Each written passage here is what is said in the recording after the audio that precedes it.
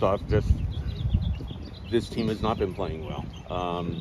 In what ways do you look at this game as an opportunity to change that, and what needs to change?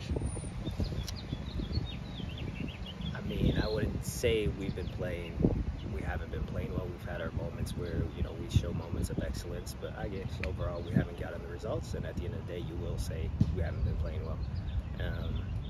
But yeah, we just got to continue on with our game plans, which is what it is and what we preach every day in training. And fortunately, when it comes to games, I guess we kind of get sidetracked, and we feel like because we go down a goal, we got to start, going around what we've been training and working on, and not sticking to it. So that's kind of what it's been, what I've been seeing in the midfield, because we train. When it comes to game time and the pressure's on, and guys feel like they need to make something happen rather than keeping it simple and sticking to what we've been training and planning, that's when it gets difficult, because then guys get emotional and guys get frustrated, and then it starts going all over the place. But we just gotta know how to control our emotions, know how to control the game, see what the game is offering us, and take what it gives us. When you go down a goal, it enables the other team to play more defensively, and right. you've been going up against, you get into that attacking third, and it's just packed full of bodies. It's like trying to find an open space has been very difficult for you guys. Yeah, like I said, what we train is get to one side, get to the other side, and then you have a time advantage to go at whether the right back or the left back in a 2v1 situation before everyone can shift over, and then you got 4 guys around you, right? It has to be quick. We have to pick up the speed of tempo. Once we get down the line, we have to put the ball in front of the goal.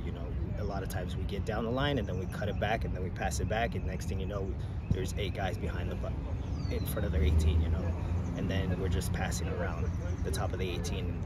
Like you said, there's just a lot of numbers. When we get the opportunity to put the ball in front of the goal, we have to put the ball in front of the goal. That's when mistakes happen. That's when somebody gets a nice flick on, redirected on the goals. Things happen, so we gotta continue getting down the line, putting balls in front of the goal, taking risk, and just sticking to our game plan.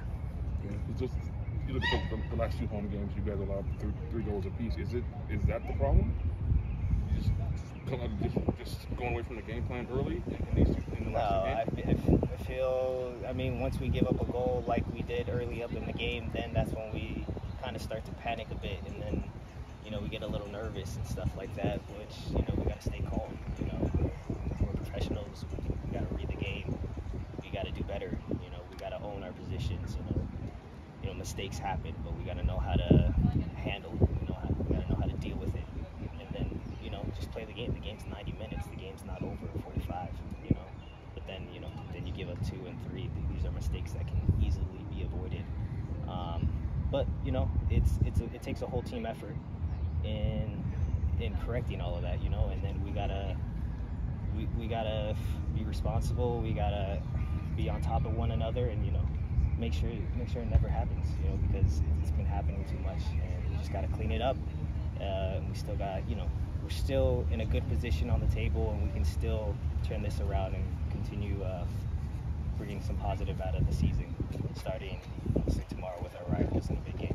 We've seen this group, earn some hard-fought results. Yep. Even the Minnesota game, sandwiched in between Dallas and Sunday there. Yep. Is there a mental difference between home and away, or? I'd say home we get a little bit excited with the fans. We get ambitious. We get away from what keeps us. I would say responsible in our positions. We get ambitious. We get stretched out. We get forward, and then we leave ourselves exposed.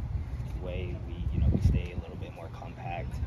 But that's what gives us success. Behind the ball. That's what gives us second chances, recovering the ball, staying on top of the opponent.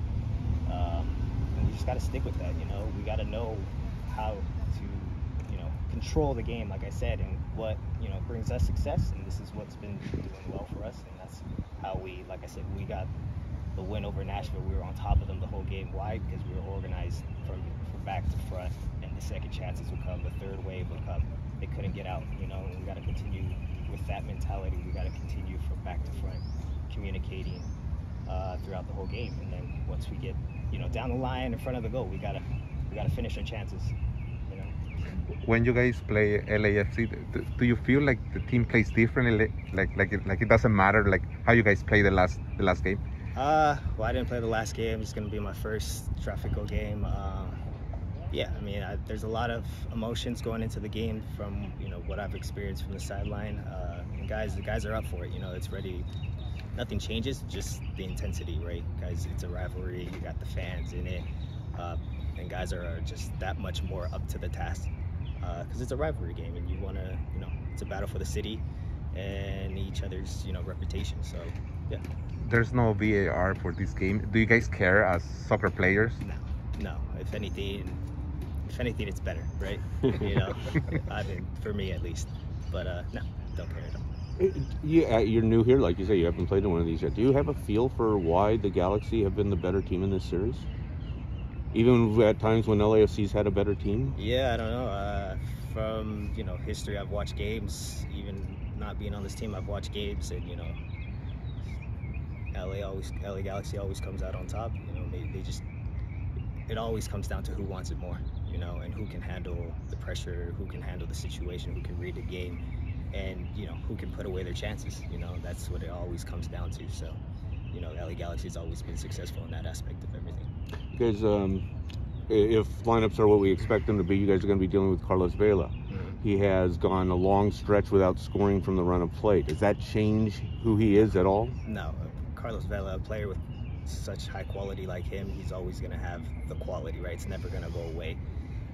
So you always got to respect that. You got to respect what he can do, what he can bring, and what he can make happen. So, it doesn't change anything at all. Yeah. Wonderful. No worries.